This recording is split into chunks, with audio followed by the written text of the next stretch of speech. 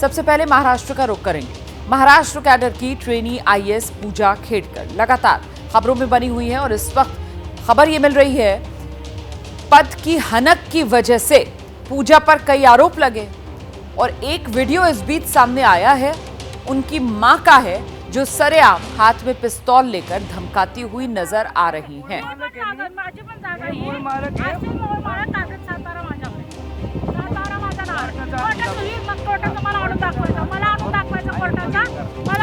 तो ये वो वीडियो है जो वायरल है।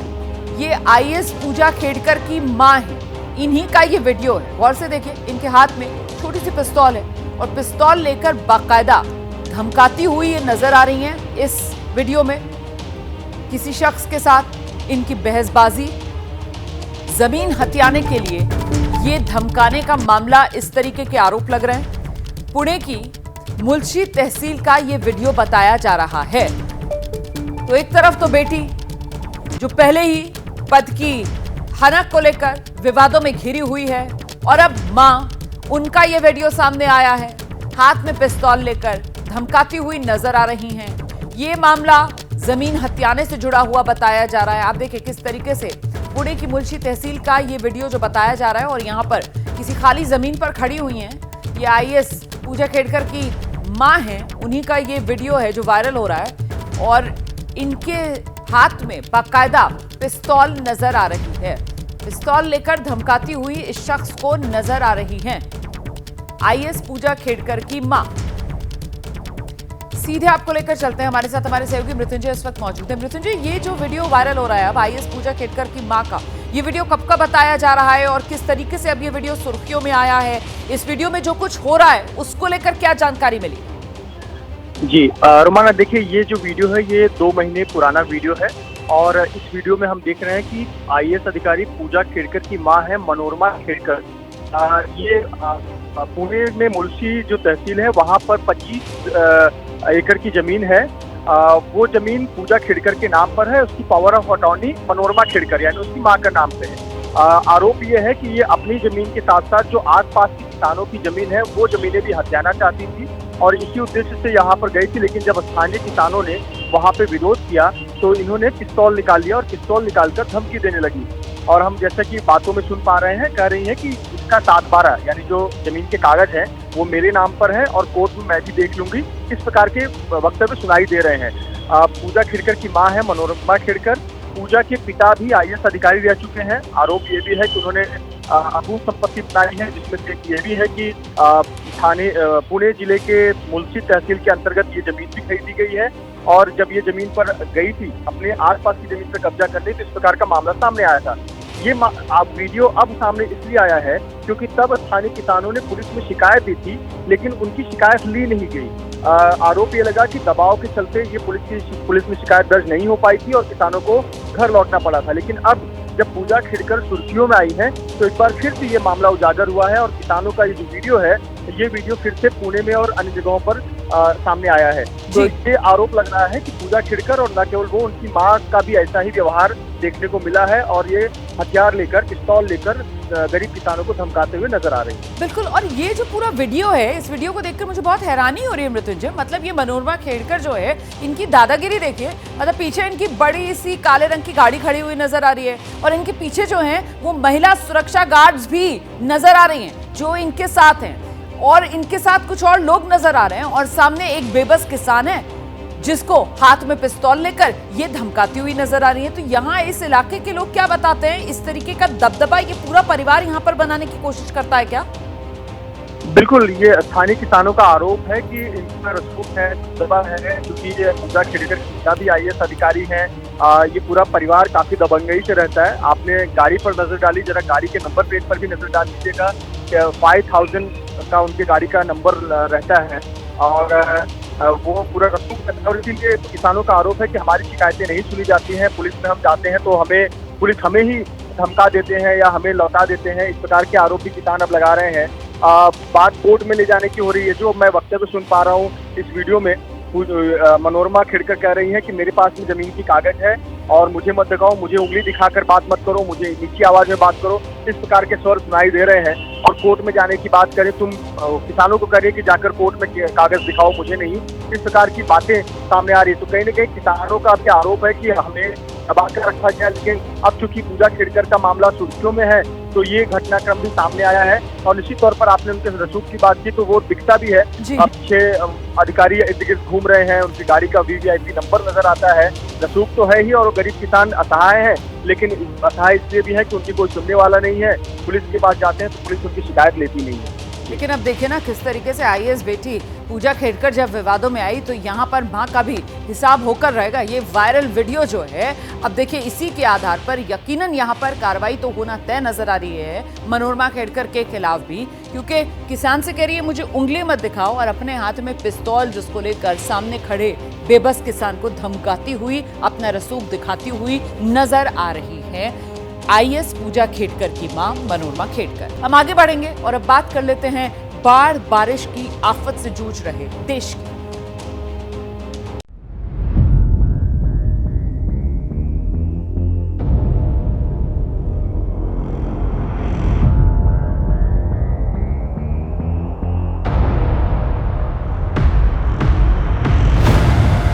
ऐसी मुसीबत है कि यहाँ लोगों को अपने घर जाने के लिए नाव का सहारा लेना पड़ता है। अब नाव यहाँ लगभग साल के 2 से 3 महीने चलता ही है।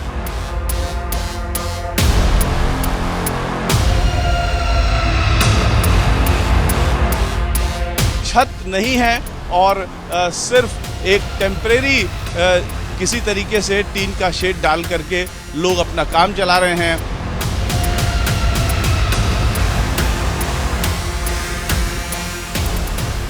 आपको कहीं पर भी कोई रास्ता नज़र नहीं आएगा, कोई सड़क नज़र नहीं आएगी, क्योंकि सारे रास्ते, सारे सड़क जो है वो पानी में डूब चुके हैं।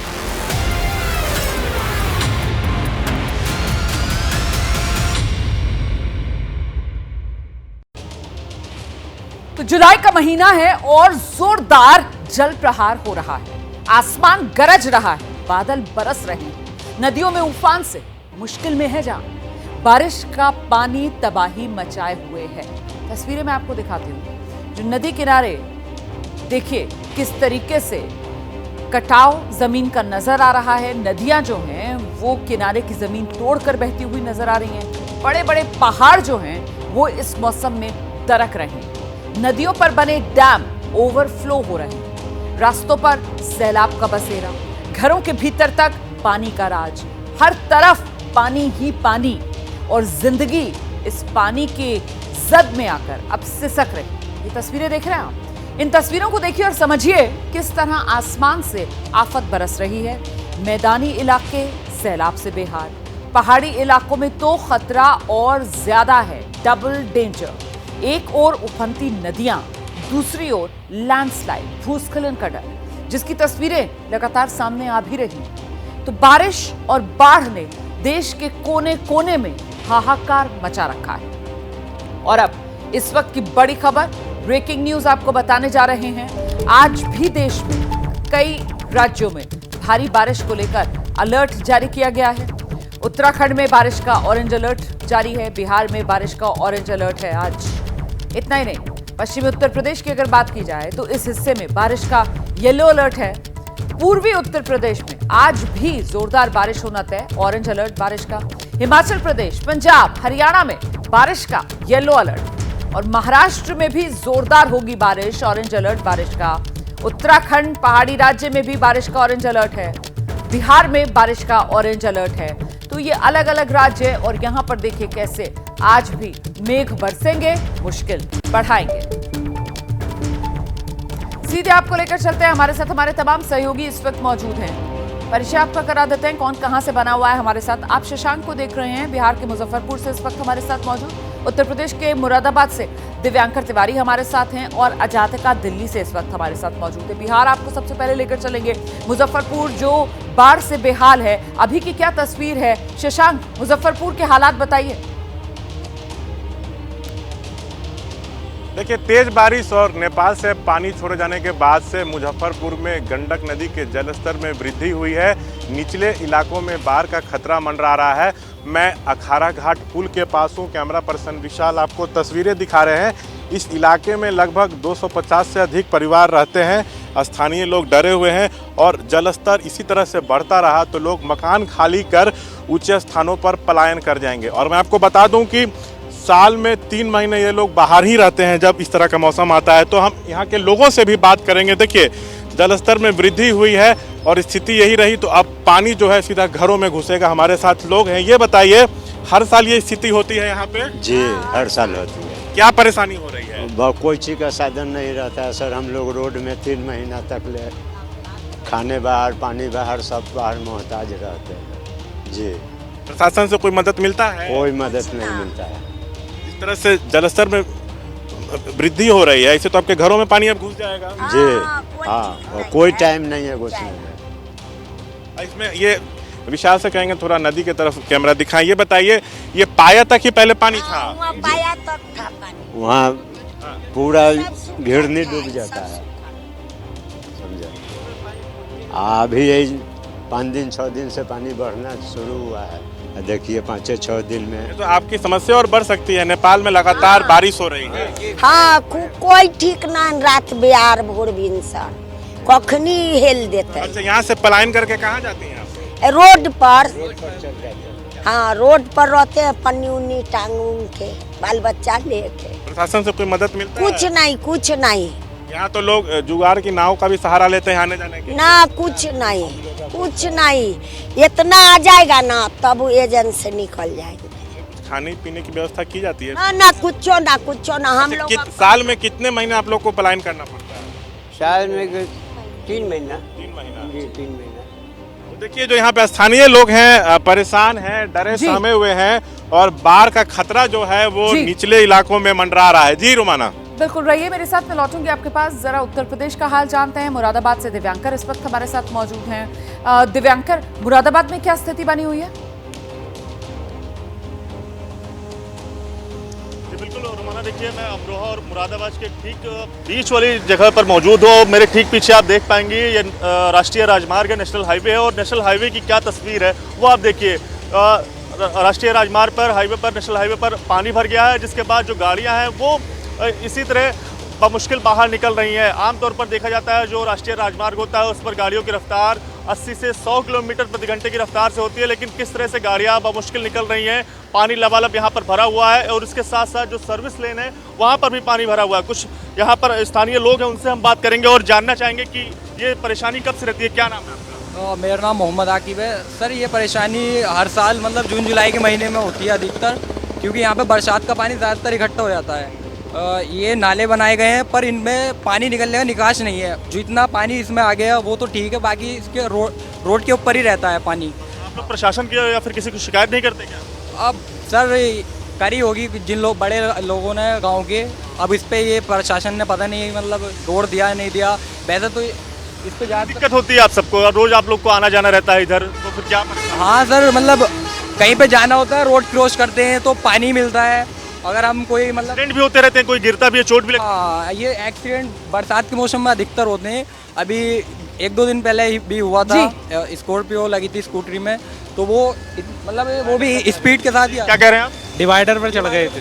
बिल्कुल, तो देखिए ये बाढ़, बारिश और कहीं ना कहीं खराब प्लानिंग जो है उसकी वजह से भी लोगों की मुश्किलें किस तरीके से बढ़ी हुई इस मौसम में नजर आ रही हैं। बहुत शुक्रिया आपका दिव्यांकर शशांक, तस्वीरें दिखाने के लिए, जानकारी देने के लिए। देखिए आसमान जो है वो बरस रहा है, कुदरत का कहर जो है वो अलार्म बजा रहा है। मैदानों में नदियां उफान पर और पहाड़ों में जो चट्टानें हैं वो टूट रही हैं। वो इस बरसात के पानी को झेल नहीं पा रही। ध्वस्त होते हुए पहाड़ नजर आ रहे हैं। हिमालय के क्रोध की गर्जना की गूंज दूर दूर तक सुनाई दे रही है। ये तस्वीरें मैं आपको दिखा रही हूँ कैसे लैंडस्लाइड के बाद दिल दहलाने वाली ये तस्वीरें सामने आई हैं। तो ये तस्वीरें आप चंबा की तस्वीर, चमोली की तस्वीर, जोशीमठ की तस्वीर और ऋषिकेश की तस्वीर आपके सामने है। कैसे पहाड़ दरक रहे हैं आपने देखा है। पड़ोसी देश नेपाल से, नेपाल में लैंडस्लाइड की वजह से एक बड़ा हादसा हो गया। दरअसल लैंडस्लाइड के कारण जो त्रिशूली नदी है उसमें 2 बसें बह गई हैं। दोनों बसों में करीब 65 लोग सवार थे, जिनके बारे में कोई जानकारी अभी तक नहीं मिली है। मतलब 65 लोग लापता लोगों की तलाश जारी है। ये मदन आश्रित मार्ग बताया जा रहा है।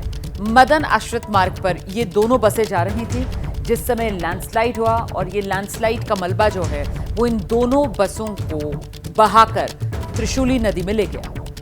तो 2 बसें त्रिशूली नदी में लैंडस्लाइड की वजह से बह गईं और दोनों बसों में कुल यात्री 65 बताए जा रहे हैं जो सवार थे। किसी भी यात्री का कोई अता पता अभी तक नहीं लग सका है। तलाश जारी है, रेस्क्यू ऑपरेशन चलाया जा रहा है, लेकिन अभी तक किसी यात्री को लेकर कोई जानकारी सामने नहीं आई है। तो नेपाल की ये तस्वीरें हम आपको दिखा रहे हैं।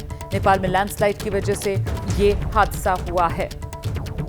तो ये पहाड़ी इलाका आप देख रहे हैं नेपाल का, और यहाँ पर त्रिशूली नदी नीचे बहती है। जो मलबा है पहाड़ का वो ऊपर की तरफ से तेजी के साथ आया। 2 बसें जो यहाँ से गुजर रही थी वो इस मलबे की चपेट में आई और सीधे त्रिशूली नदी में बह गई। और आइए आगे बढ़ते हैं, कुछ और खबरों का रुख करते हैं। अब खबर राजधानी दिल्ली से मैं आपको दिखाने जा रही हूं। बिना बारिश एक पूरा का पूरा इलाका दिल्ली में डूबा हुआ है। हाल यह है कि राजधानी के लोग बेहद परेशान। कहीं नाव चल रही है, कहीं लोगों के घर में घुटनों घुटनों तक पानी भर गया है। कैसे दिल्ली में चल रहा है ये जल युद्ध, देखिए रिपोर्ट पहले।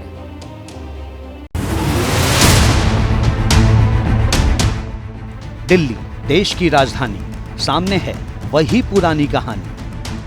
ड्रोन से ली गई ये तस्वीर राजधानी में मॉनसून के खिलाफ तैयारियों का लेखा जोखा बता रही है। तस्वीरें दिल्ली के जे कॉलोनी की हैं। पूरे इलाके में लबालब पानी भरा है। इसे देखकर कौन कहेगा कि ये 140 करोड़ आबादी वाले देश की राजधानी है। आज ऐसे हालात क्यों हुए, सबसे पहले ये समझिए। दरअसल उत्तरी दिल्ली की मुनक नहर का बैराज टूट गया, जिसके बाद बवाना के रिहायशी इलाकों में पानी घुस गया। एबीपी न्यूज संवाददाता श्रीनिवास ने इलाके में जाकर लोगों का दर्द जाना। ये नज़ारा किसी और राज्य के किसी छोटे से गांव का नहीं बल्कि मुल्क की राजधानी दिल्ली का है, जहां पे आप देख सकते हैं कि एक पूरा कॉलोनी जलमग्न हुआ पड़ा है। रात के 12 बजे यहां पास में जाने वाली नहर टूटती है और ये पूरा इलाका जलमग्न हो जाता है। और कह सकते हैं कि अभी भी इस घटना के तकरीबन 16 से 18 घंटे हो चुके हैं और अभी भी जिस तरह के इंतजाम होने चाहिए थे वो नहीं है। तमाम इलाकों में जल जमाव है और लोग दाने दाने को मोहताज हैं। भैया क्या हालात हैं? हाल बहुत बुरा है सर, दरारें आ गए हैं घर में, इतने पानी हुए थे, अभी तो निकल गए हैं सर। डीएमएचएम ये कह के जाते हैं जब आपके से नहीं हो पाए तब हमें बताना। दिल्ली की जल मंत्री आतिशी ने इलाके का दौरा किया और जे कॉलोनी की भयावह स्थिति का जायजा लिया। मुनक नहर का बैराज टूटा, बाहर का पानी बस्ती में घुसा तो दहशत फैल गई, जिसमें 65 साल की एक महिला की हार्ट अटैक से मौत हो गई। परिवार का आरोप है कि इलाके में इतना पानी भरा था कि वो समय रहते अस्पताल भी नहीं पहुंच सके। बवाना में कल रात जब पानी आया तो कह सकते हैं भगदड़ के हालात थे और इसी हालात में लोग ये कह रहे हैं कि एक महिला थी, उम्र तकरीबन 65 साल के आसपास था, उनकी मौत हो गई है। हालांकि बाढ़ में डूबने से तो नहीं हुई, लेकिन घर वालों का ये कहना है कि वो बिल्कुल स्वस्थ थी और जब अचानक से घर के अंदर पानी आया तो दहशत के मारे क्या हुआ भैया? उनकी हार्ट अटैक सी हो गई और विस्फोट 1 मिनट के अंदर सारे खेल हो गया। 1 मिनट के अंदर उनकी मौत हो गई, घबराहट की वजह से कि मैं जाऊं तो जाऊं कहां, घर में तो पानी आने लगा, इस वजह से उनकी मौत हो गई। कौन थी आप? मेरी माँ थी। अभी मैं अंतिम संस्कार करके शमशान घाट से ही आ रहा हूँ। मुनक नहर टूटने और फिर जे कॉलोनी में पानी भरने से दिल्ली में सियासत गर्मा गई। नॉर्थ वेस्ट दिल्ली के सांसद योगेंद्र चंदोलिया ने दिल्ली सरकार को आड़े हाथ लिया। मैं इसलिए कहना चाहता हूं दिल्ली की मैडम आतिशी को, आतिशी जी अगर आप में जरा भी साहस हो तो आप आ जाइए। जय भगवान उपकार जी, अगर आप में जरा सा साहस हो तो मेरे साथ इस पानी में चलकर दिखा दीजिए। क्यों इन लोगों के साथ खिलवाड़ कर रहे हो? हाल तक पीने के पानी के लिए तरस रही दिल्ली अब ज्यादा पानी से बचने की कोशिश में जुटी है। दिल्ली सरकार में मंत्री सौरभ भारद्वाज ने बाढ़ कंट्रोल रूम और रेगुलेटर नंबर 12 का दौरा किया और दावा किया कि अगर यमुना का जलस्तर बढ़ा भी तो हम तैयार हैं। इंजीनियरिंग के तौर पे हमने पूरी तैयारी की है और प्रोफेशनल तैयारी की है और उस तैयारी के लिहाज से हम कह सकते हैं कि इस बार जो है इसकी संकट की गुंजाइश कम है। आप 10 साल में क्या दिया है आपने 10 साल में दिया तो कुछ नहीं। पानी के लिए भी दिल्ली तरस रही, या तो पानी के लिए तरस रही है या तो पानी के कारण तरस रही है, परेशान हो रही है, तड़प रही है, तरस रही है और तड़प रही है। या तो पानी खत्म हो जाता है या तो पानी भर जाता है, गाड़ी डूब जाती है। रिहायशी इलाकों में पानी की समस्या को आपने देखा। अब एमसीडी के एक स्कूल लेकर चलते हैं। दिल्ली के टिकरी कलां स्थित एमसीडी स्कूल की ये तस्वीरें मंगलवार की है। देखिए कैसे छोटे छोटे बच्चे लबालब भरे पानी से निकल कर आ रहे हैं। आज एबीपी न्यूज संवाददाता दिव्यांकर तिवारी ने इस स्कूल का दौरा किया तो पानी यहां से निकल गया था, लेकिन दिव्यांकर ने जो वहां देखा सुना, स्थिति अभी गंभीर बनी है। कीचड़ से निकलकर अभी भी बच्चों को आना जाना पड़ रहा है। टिकरी कला के एमसीडी स्कूल में हमारी मौजूदगी है और परसों यानी मंगलवार को जब बारिश होती है दिल्ली में तेज, तो ये जो पूरा स्कूल था ये पूरी तरह से जलमग्न हो गया था। और बात करें तो बच्चों से लेकर बड़ों तक काफ़ी ज़्यादा जो परेशानी थी वो उनका सामना करना पड़ा था। और क्या परेशानी हुई थी? अरे बारिश हुई थी तेजी से मंगलवार को और पानी भर गया था, कमर से इतना था खूब, और निकलने में बच्चों को दिक्कत हो रही थी। बहुत पानी भर जाता है इसमें, बच्चे हमेशा बोलते हैं। हर साल में हर साल होता है ऐसे। और बाकी परसों बारिश बहुत तगड़ी हुई थी, इस वजह से बंद हो गया था। क्या नालियाँ जाम है क्या यहाँ? पता नहीं सर क्या होता है, पानी भर जाता है इसके अंदर। हम आंटी का हाथ पकड़ पकड़ के आए थे लेने। हाँ, संजना। किस क्लास में आप पढ़ती हैं? चौथी। कैसे, कितना पानी भर गया था? इतना भर गया था। जिस तरह की तस्वीरें एमसीडी स्कूल के अंदर से निकल कर आ रही हैं वो निश्चित तौर पर परेशान करने वाली है। आखिर हर साल जब बारिश के मौसम में ऐसी स्थिति लगातार बन जाती है तब प्रशासन और सरकार के स्तर पर कुछ जो ठोस कार्रवाई है या ठोस कोई कदम है वो आखिरकार क्यों नहीं उठाया जाता। कैमरा पर्सन मनीष खैर के साथ दिव्यांकर तिवारी, एबीपी न्यूज़, टिकरी कला गाँव, दिल्ली। इस वक्त की बड़ी खबर मैं आपको बता दूं, दिल्ली के मुख्यमंत्री अरविंद केजरीवाल की अर्जी को लेकर सुप्रीम कोर्ट में सुनवाई शुरू हो गई है। केजरीवाल को लेकर सुप्रीम कोर्ट अपना फैसला पढ़ रहा है। केजरीवाल ने जो गिरफ्तारी उनकी की गई, इस गिरफ्तारी को चुनौती दी थी, इसी मामले में सुप्रीम कोर्ट अपना फैसला इस समय पढ़ रहा है। कुछ मुद्दों को बड़ी बेंच के पास भेजे जाने के बाद अभी तक सुप्रीम कोर्ट ने अपने फैसले में कही है और अभी भी ये फैसला पढ़ने का सिलसिला जारी है। सुप्रीम कोर्ट ने कुछ मुद्दों को लेकर इस केस को बड़ी बेंच के पास भेजने की बात कही है। फैसला पढ़ना अभी भी जारी है। केजरीवाल को लेकर सुप्रीम कोर्ट की तरफ से ये बड़ा फैसला, और ये मामला केजरीवाल ने जो गिरफ्तारी को चैलेंज किया था उस मामले में सुप्रीम कोर्ट अपना फैसला इस समय सुना रहा है। ईडी ने जिस तरीके से सुप्रीम कोर्ट को केजरीवाल को गिरफ्तार किया था, ईडी ने जिस तरीके से, उसी मामले को लेकर अरविंद केजरीवाल की तरफ से दरवाजा कोर्ट का खटखटाया गया था। अरविंद केजरीवाल ने इस गिरफ्तारी को ही चैलेंज किया था और इसी मामले में सुप्रीम कोर्ट अब अपना फैसला सुना रहा है। केजरीवाल को लेकर फैसला सुनाया जा रहा है। केजरीवाल को अंतरिम जमानत मिली, ये इस समय की बड़ी खबर। केजरीवाल की अर्जी पर सुप्रीम कोर्ट अपना फैसला सुना रहा है। अरविंद केजरीवाल को अंतरिम जमानत मिली है। सुप्रीम कोर्ट ने अरविंद केजरीवाल को फिलहाल अंतरिम जमानत दी है। हालांकि कुछ मामलों को लेकर इस केस को बड़ी बेंच को भी रेफर किया गया है, तो मामला अभी आगे चलेगा। लेकिन फिलहाल राहत के तौर पर जो गिरफ्तारी को चुनौती अरविंद केजरीवाल की तरफ से दी गई थी, ईडी ने जिस तरीके से गिरफ्तार किया था, उस मामले में सुप्रीम कोर्ट ने अरविंद केजरीवाल को अंतरिम जमानत दी है। इस वक्त की बड़ी खबर, सुप्रीम कोर्ट से अरविंद केजरीवाल को अंतरिम जमानत मिली, लेकिन क्या अरविंद केजरीवाल सलाखों से बाहर आएंगे या नहीं आएंगे, इसको लेकर सवाल अभी भी बना हुआ है। क्योंकि आप जानते हैं कि पहले ईडी और उसके बाद में सीबीआई ने अरविंद केजरीवाल को गिरफ्तार कर लिया था। तो अरविंद केजरीवाल जो है अलग अलग मामलों को लेकर फिलहाल जो कानूनी लड़ाई है उसमें उलझे हुए नजर आ रहे हैं। ये ईडी ने जिस तरीके से अरविंद केजरीवाल को गिरफ्तार किया था और इस गिरफ्तारी को जो अरविंद केजरीवाल की तरफ से चैलेंज किया गया था, उस मामले में सुप्रीम कोर्ट ने अरविंद केजरीवाल को अंतरिम जमानत दे दी है। ये इस वक्त की बड़ी खबर है। अरविंद केजरीवाल को सुप्रीम कोर्ट से अंतरिम जमानत मिली। सुप्रीम कोर्ट से अरविंद केजरीवाल को अंतरिम जमानत। जो मामला है अरविंद केजरीवाल ने जिसे चुनौती दी थी गिरफ्तारी को लेकर, उस मामले में कुछ पहलुओं को लेकर बड़ी बेंच को भी इस मामले को रेफर किया गया। सीधे आपको लेकर चलेंगे, हमारे साथ हमारे सहयोगी अंकित गुप्ता इस वक्त मौजूद हैं और जरा जानते हैं अंकित गुप्ता से अभी तक का बड़ा अपडेट किया अंतरिम जमानत अरविंद केजरीवाल को, इसके मायने क्या अंकित गुप्ता?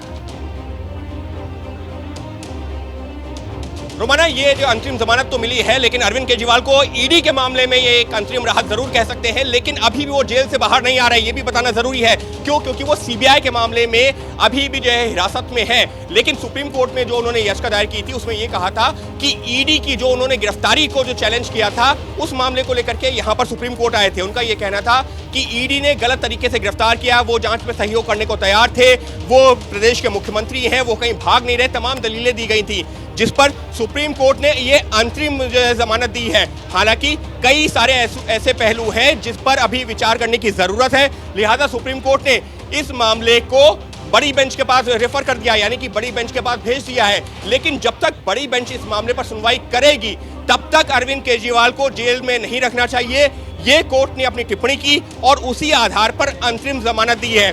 फिर दोहरा रहा हूं, लेकिन अंकित मुझे लगता है कि हमें जरा सा दर्शकों को ये क्लैरिफाई करना चाहिए, जिस बात का जिक्र आप भी कर रहे हैं और मैं भी इसका जिक्र भी कर रही थी कि साहब ये अरविंद केजरीवाल ने दरअसल जो ईडी ने अरविंद केजरीवाल को गिरफ्तार किया था उस गिरफ्तारी को लेकर कानून का दरवाजा खटखटाया था, कोर्ट का दरवाजा खटखटाया था, उससे चैलेंज किया था। लेकिन इसके बाद हमने देखा कि अरविंद केजरीवाल को सीबीआई ने भी गिरफ्तार कर लिया और ऐसे में फिलहाल सुप्रीम कोर्ट से अंतरिम जमानत आज अरविंद केजरीवाल को मिल गई है।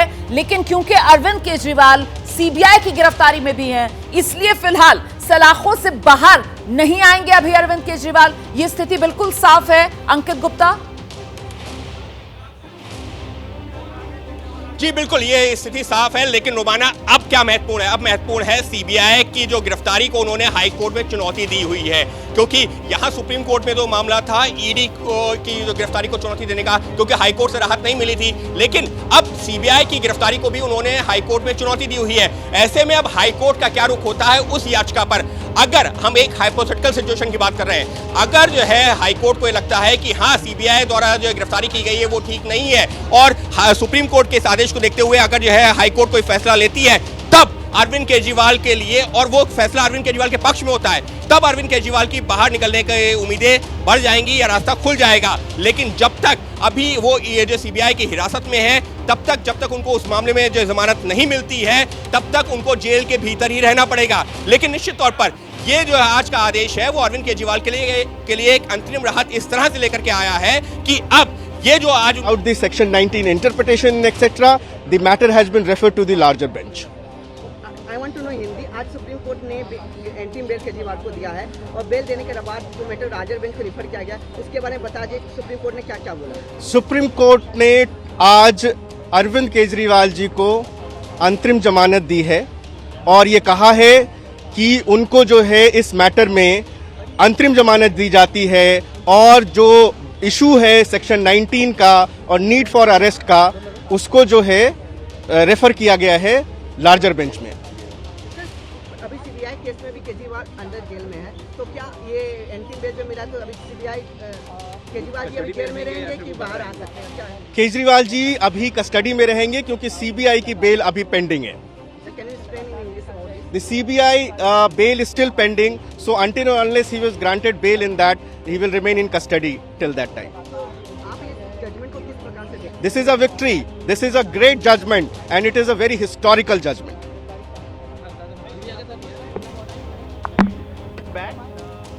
देखिए, ये इस वक्त की बड़ी खबर है। आप वकील को सुन रहे थे, उनकी तरफ से साफ कर दिया गया है कि अरविंद केजरीवाल को सुप्रीम कोर्ट से अंतरिम जमानत मिल गई है। अरविंद केजरीवाल ने based on what the court observed during the oral reading out of parts of the judgment.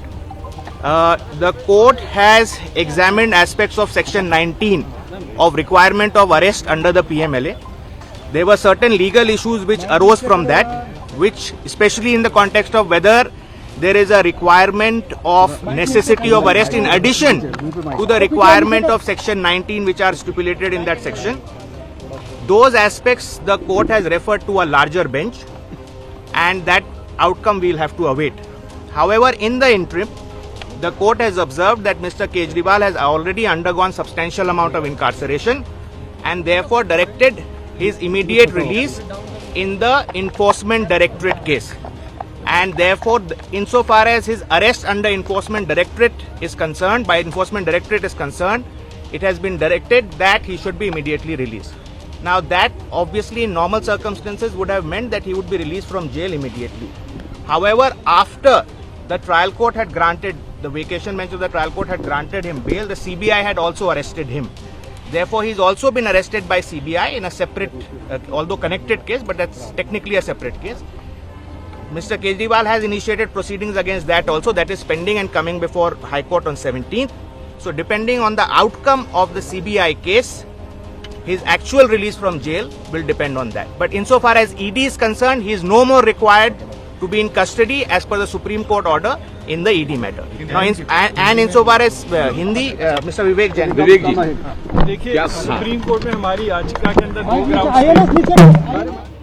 तो आप सुन रहे थे वकील जो है वो विस्तार से बता रहे हैं किस तरीके से अरविंद केजरीवाल के लिए राहत बड़ी है, क्योंकि अंतरिम जमानत जो है अरविंद केजरीवाल को सुप्रीम कोर्ट से मिली है। हालांकि अभी अरविंद केजरीवाल सलाखों से बाहर इस वजह से नहीं आ पाएंगे क्योंकि सीबीआई ने भी अरविंद केजरीवाल को गिरफ्तार किया था। उस मामले को लेकर भी अरविंद केजरीवाल की तरफ से राहत के लिए कोर्ट का दरवाजा खटखटाया गया है। हम सीधे फिलहाल आपको लेकर चलते हैं, हमारे सहयोगी अंकित गुप्ता इस वक्त मौजूद है और अंकित के साथ कुछ वरिष्ठ वकील मौजूद है। अंकित, जरा बातचीत कीजिए इन वकीलों से और ये जानिए कि आज जो राहत सुप्रीम कोर्ट से मिली अंतरिम जमानत के तौर पर अरविंद केजरीवाल को, आने वाले समय में सीबीआई के मामले में भी क्या वो आधार बनेगी राहत पहुंचाने की अरविंद केजरीवाल को? रुमाना, बिल्कुल अभी हमारे साथ में अरविंद केजरीवाल के जो वकील हैं ऋषिकेश, वो मौजूद हैं और अभी हम जो फिर से एक बार उनसे बात करेंगे। लेकिन इस सबके बीच में अभी हमने जो ऋषिकेश से बात की अरविंद केजरीवाल के वकील से, उन्होंने ये जरूर कह दिया है कि सुप्रीम कोर्ट से जो राहत मिली है इसी को आधार बना करके हाई कोर्ट में भी फिर से पहुंचेंगे और इस बात का जिक्र करेंगे। ऋषिकेश हमारे साथ में। ऋषिकेश, आपसे बात करना चाह रहे हैं इस वक्त जो है, ये बताइए कि अरविंद केजरीवाल को मिली राहत, वो जेल से तो बाहर नहीं निकल पाएंगे, तो राहत कैसे? बिल्कुल, ये बहुत बड़ी राहत है क्योंकि ईडी और सीबीआई का जो मामला है वो अलग अलग है। ईडी के मामले में उनको नीचे की कोर्ट ने भी, अदालत ने जो है जमानत दी थी, आज सुप्रीम कोर्ट ने अंतरिम जमानत दी है, तो एक बड़ी राहत है। ईडी का केस जो है वो बहुत कठिन माना, इस अंतरिम जमानत मिली है, लेकिन इसका पूरा इफेक्ट जो है इनकी जमानत पे भी होगी। सीबीआई ने ये जानते हुए कि ये अरेस्ट जो है वो शायद जो है सुप्रीम कोर्ट जो है इसमें उनको रिलीफ देगा, वो सीबीआई ने अरेस्ट किया था। अब जो है उनको जो है सुप्रीम कोर्ट ने जमानत दे दी है, तो मामला अब हाई कोर्ट के पास में है। कोर्ट में जो सीबीआई मामले की सुनवाई होगी, सुप्रीम कोर्ट के इस आदेश का आप लोग वहां पर भी जिक्र करेंगे? बिल्कुल जिक्र करेंगे, क्योंकि फैक्ट्स जो हैं दोनों केसेस में आइडेंटिकल हैं और इसका जरूर जो है हम वहां पे जो जिक्र करेंगे। बस एक आखिरी सवाल, इस सबके बीच में सुप्रीम कोर्ट ने मामले को लार्जर बेंच के पास भेजा और ये कहते हुए कि अगर लार्जर बेंच को लगता है तो वो इस अंतरिम जमानत को रद्द भी कर सकता है। क्या वो इश्यूज हैं? वो इश्यूज ये हैं कि क्या सेक्शन 19 में, जो सेक्शन 19 जो होता है जिसमें अरेस्ट किया जाता है, उस किसी को इंट्रोगेशन के लिए बुलाते हैं तो उनकी अरेस्ट करना जरूरी है या फिर आप इंट्रोगेट करके उनको छोड़ सकते हैं? अरेस्ट की क्या नेसेसिटी है? इन सारे क्वेश्चंस को लेकर जो है लार्जर बेंच को जो है रेफर किया गया। यानी साफ तौर पर अरविंद केजरीवाल के वकील ऋषिकेश कुमार, जिनका ये कहना है कि हाई कोर्ट में जो मामला लंबित है उसमें सुप्रीम कोर्ट का आया का ये बताएगा। बड़ी जानकारी दे रहे हैं देखिए वकील की साहब, सुप्रीम कोर्ट से ये बड़ी राहत मिल गई है और ऐसे में सीबीआई वाले मामले में हाईकोर्ट में जो मामला लंबित है वहां पर भी यकीनन इसको आधार बनाया जाएगा और ये एक दलील जो है वो अरविंद केजरीवाल के पक्ष में आगे काम आ सकती है, ये वकीलों की तरफ से दावा किया जा रहा है। इस बीच देखिए आम आदमी पार्टी के नेता पार्टी दफ्तर पहुंचना शुरू हो गए हैं, वहां पर अब बैठक शुरू हो चुकी है, आगे के लिए रणनीति बनाई जा रही है। सीधे आपको लेकर चलते हैं, हमारे साथ हमारे सहयोगी दीपक रावत इस वक्त मौजूद हैं। दीपक, आम आदमी पार्टी के दफ्तर में तो इस समय कुछ जश्न का सा माहौल होगा, ये तो एक बड़ी जीत है जो आम आदमी पार्टी को नैतिक आधार पर भुनाने का एक मौका मिल गया है। सुप्रीम कोर्ट से अंतरिम जमानत जिस तरीके से अरविंद केजरीवाल को मिल चुकी है इस समय। जी बिल्कुल रोमाना, और बड़ी राहत है आम आदमी पार्टी के लिए, इसलिए आम आदमी पार्टी इसकी बड़ी तैयारी भी कर रही है। इस वक्त आम आदमी पार्टी का दफ्तर आप देख रहे हैं जहां पर तमाम नेता पहुंच चुके हैं, दिलीप पांडे, गोपाल राय, आतिशी और इसके अलावा बाकी नेता भी यहां पर पहुंचने का सिलसिला जारी है। बैठक चल रही है कि आगे क्या प्लानिंग की जाएगी, लेकिन सीधे तौर पर आम आदमी पार्टी का ये मानना है कि जिस तरीके से निचली अदालत ने इस पूरे मामले में उन्हें जमानत दी थी और उसके बाद तुरंत सीबीआई सामने आई, सीबीआई ने अरेस्ट कर लिया और अब पूरी उम्मीद थी कि सुप्रीम कोर्ट भी इसमें राहत देगी और मिला है, लेकिन सीधे तौर पर आम आदमी पार्टी के कैमरे के सामने ये कहा कि अब जिस मामले में सीबीआई ने इनको अंतरिम जमानत दी है, उसी मामले में अब हाईकोर्ट में भी जो मामला लंबित है, हाईकोर्ट में सीबीआई वाला मामला लंबित है, वहां पर भी यही टिप्पणी रखी जाएगी कि आखिर सुप्रीम कोर्ट जब इस मामले में जमानत दे रहा है तो सीबीआई वाले मामले में क्यों नहीं देनी चाहिए। यही महत्वपूर्ण बात है और इसी को ग्राउंड यहाँ पर बनाया जा रहा है अब अरविंद केजरीवाल के वकीलों की तरफ से भी कि देखिए किस तरीके से सुप्रीम कोर्ट से अरविंद केजरीवाल को बड़ी राहत मिल गई है। अंतरिम जमानत सुप्रीम कोर्ट ने दे दी है ईडी वाले मामले में और ईडी की गिरफ्तारी को चुनौती दी थी अरविंद केजरीवाल ने। ये गौर करना होगा आपको, जमानत का मामला नहीं था, गिरफ्तारी को चुनौती अरविंद केजरीवाल की तरफ से दी गई थी और उस पर अदालत की तरफ से, सुप्रीम कोर्ट की तरफ से अरविंद केजरीवाल को अंतरिम जमानत दे दी गई है। हालांकि अभी सलाखों से बाहर अरविंद केजरीवाल इस वजह से नहीं आएंगे क्योंकि अरविंद केजरीवाल को पिछले दिनों सीबीआई ने गिरफ्तार कर लिया था और उस मामले में हाई कोर्ट में अरविंद केजरीवाल ने याचिका लगा रखी है जिसमें ये सुप्रीम कोर्ट वाली राहत भी आगे माना यह जा रहा है कानूनी तौर पर अरविंद केजरीवाल के काम आएगी। बड़ी खबर आपको बता दें, अरविंद केजरीवाल दिल्ली के मुख्यमंत्री को सुप्रीम कोर्ट से बड़ी राहत मिली है। अरविंद केजरीवाल को सुप्रीम कोर्ट ने अंतरिम जमानत दे दी है। अरविंद केजरीवाल ने, ईडी ने जो अरविंद केजरीवाल को गिरफ्तार किया था उस मामले को अदालत में चुनौती दी थी और सुप्रीम कोर्ट ने उस मामले में अरविंद केजरीवाल को अंतरिम जमानत दे दी है। हालांकि अरविंद केजरीवाल अभी सलाखों से बाहर नहीं आएंगे क्योंकि आप जानते हैं पिछले महीने ही, जून के महीने में ही सीबीआई ने भी अरविंद केजरीवाल को गिरफ्तार कर लिया था। तो क्योंकि अभी उस मामले में अरविंद केजरीवाल को सीबीआई वाले मामले में राहत नहीं है, इसी वजह से फिलहाल अरविंद केजरीवाल सलाखों से बाहर नहीं आएंगे। और इस बीच आम आदमी पार्टी की तरफ से सोशल मीडिया पर पहला रिएक्शन आ गया है। केजरीवाल को सुप्रीम कोर्ट से राहत पर आम आदमी पार्टी ने सोशल मीडिया पर पोस्ट किया है, लिखा है सत्यमेव जयते।